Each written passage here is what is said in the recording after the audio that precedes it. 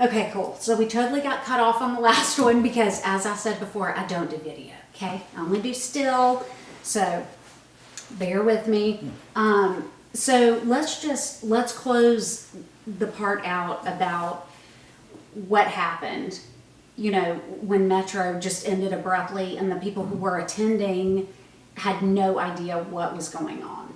How would you want to wrap that? Well, I would just like to say thank you for doing this. And if some of the folks watch this who were at Metro at the time, I am so thankful to have this opportunity. I've never had this opportunity to say, may sound corny, but I sure love you and thank you for some great years and all of the encouragement, the people that I got to spend time with, people who acknowledged Christ, people who grew, people who encouraged me in every way, like I said, to grow and supported me through some crazy times.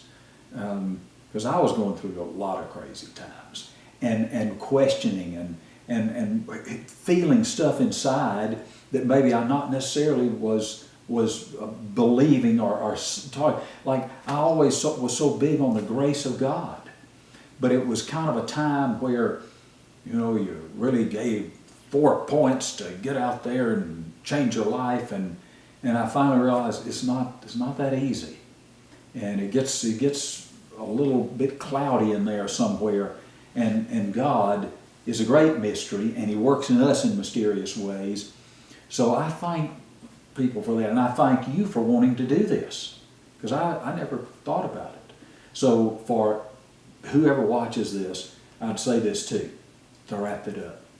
We talked about many things during those years at Metro, and I still talk about many things, but it all comes down to this. Whatever you've been through, whatever you're going through, however you look at yourself, and whatever you get from other people, just to remember, it's not over.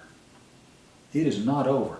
God, every morning when I start my day, I go through a few little things and then I say, Lord, thank you that today, because of you, only because of you, there are infinite possibilities. And I believe that for anybody, regardless of where they are and what they're doing, there are infinite possibilities. And we can read so many stories of people who have been through things that they thought their life was over, and it wasn't. I'm 68 years of age. I know I look older, but I'm 68, and I am more excited about life than I've ever been. And I'm in one of the hardest times of my life, even more than going through a divorce. But I'm more excited about it, and I have more dreams than I've ever had, more things that cannot possibly happen unless God does it. So the Lord has been gracious to take away a lot of things where I thought, oh, I can do this. I can see how to do this. I can work this out. I can go through this. And now I look at it like, Lord, no way unless you do it. So that's what I'd like for people to get and to understand, and that's what I'm trying to say is there are infinite possibilities. God only knows what you can do. Like J.R.R. Tolkien said, there's more to you than you know.